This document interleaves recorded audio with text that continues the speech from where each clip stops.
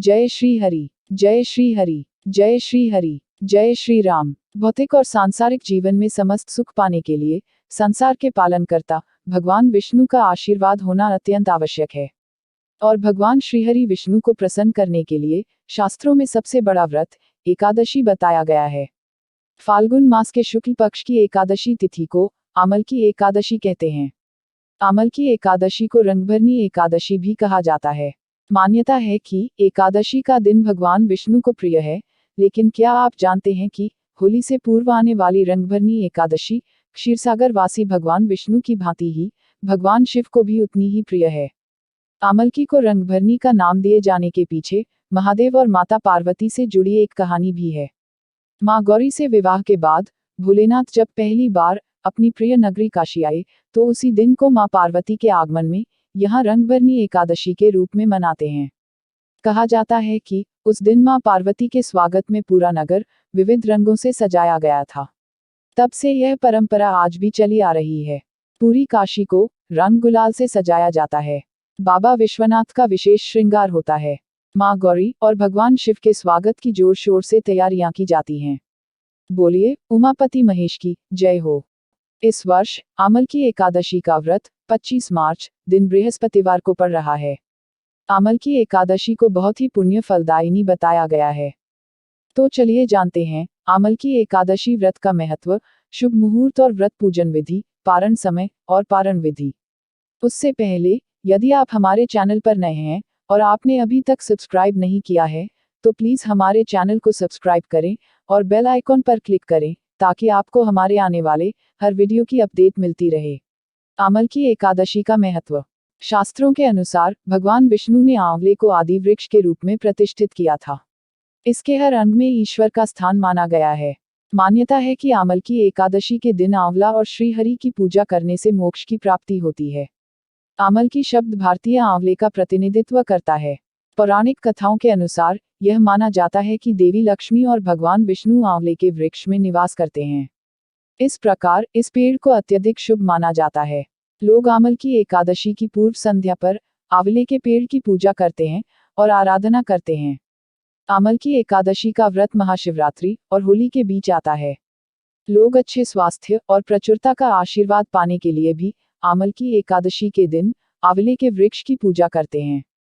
आमल की एकादशी शुभ मुहूर्त। आमल की एकादशी 25 मार्च दिन बृहस्पतिवार। एकादशी तिथि आरंभ 24 मार्च 2021 दिन बुधवार को सुबह 10:23 से। एकादशी तिथि समाप्त 25 मार्च 2021 दिन बृहस्पतिवार को सुबह 9:47 पर। प्रातः संध्या मुहूर्त सुबह 5:08 से सुबह 6:18 तक। सायं संध्या मुहूर्त संध्या काल में 6:35 से 7:45 तक। एकादशी पारण शुभ मुहूर्त 26 मार्च 2021 दिन शुक्रवार को सुबह 6:18 से लेकर सुबह 8:21 तक रहेगा। पारण तिथि के दिन द्वादशी समाप्त होने का समय सुबह 8:21 पर। जय श्री हरि, जय श्री राम। आमल की एकादशी व्रत एवं पूजन विधि। दशमी तिथि को दिन छिपने से पहले ही भोजन कर लें। रात्रि में भोजन न करें ताकि एकादशी के दिन आपके पेट में भोजन का अंश न रहे।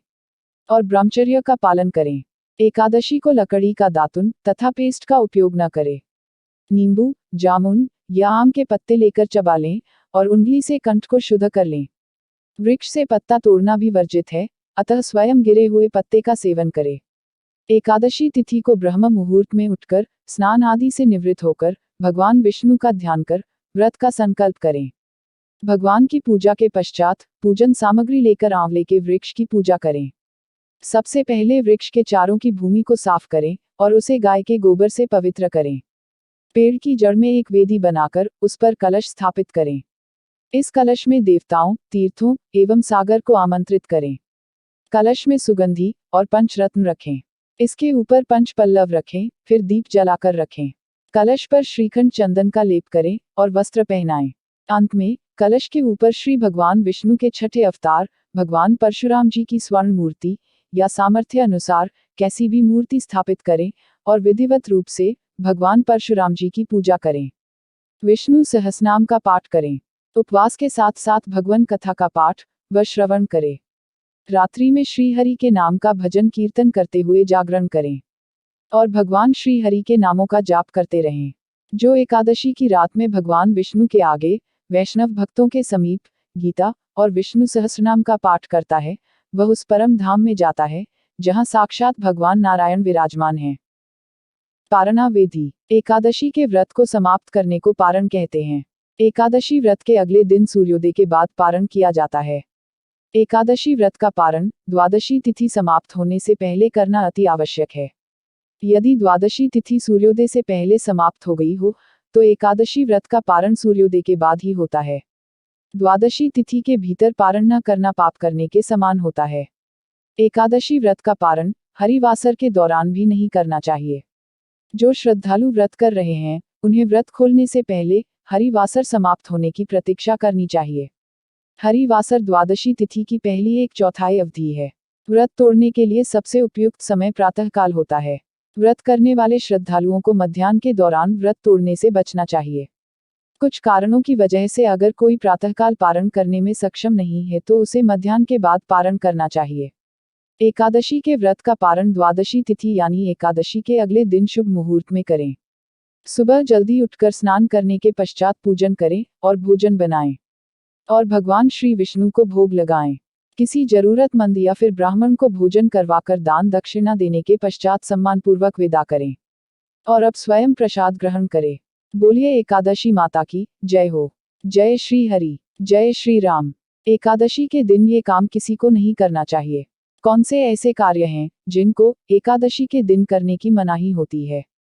तुलसी का पत्ता ना तोड़े। एकादशी तिथि के दिन तुलसी का पत्ता नहीं तोड़ना चाहिए। इस दिन तुलसी के पौधे के नीचे दीप जलाना चाहिए।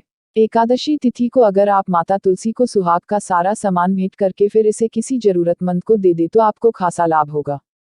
चावल सी बनी चीजें ना खाएं। एकादशी के दिन किसी को भी चावल नहीं खाने चाहिए और न ही किसी को चावल दान करने चाहिए।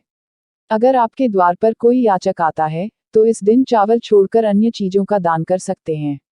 दिन में न सोएं। एकादशी तिथि के दिन में सोना शास्त्रों में वर्जित माना गया है। यह दिन बहुत ही पवित्र माना गया है और इसे आप बिना वजह सोने में न व्यर्थ करें। इस दिन सुबह उठकर ईश्वर की भक्ति करें और भगवान विष्णु के मंत्रों का जप करें। अगर आप व्रत नहीं भी रखते हैं तो भी श्रीहरि का जप जरूर करें।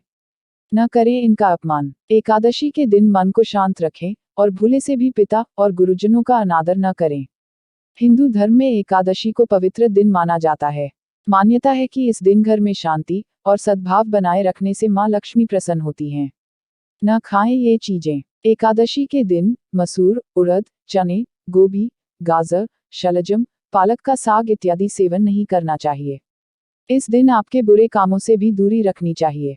जुआ, निद्रा, पान, पराई निंदा, चुगली, चोरी, हिंसा, मैथुन, क्रोध तथा झूठ, कपटादि अन्य कुकर्मों से दूर रहना चाहिए। झाड़ू न लगाएं। एकादशी के दिन घर में झाड़ू न लगाएं। इससे चींटी आदि सूक्ष्म जीवों की मृत्यु का भय रहता है। इस दिन बाल न कटाएं। मधुर बोलें, अधिक न बोलें। अधिक बोलने से न बोलने योग्य वचन भी निकल जाते हैं। सत्य भाषण करना चाहिए। बोलिए एकादशी माता की जय हो। बोलिए लक्ष्मी नारायण भगवान की जय हो। जय श्री हरि, जय श्री हरि, जय श्री हरि, जय श्री राम।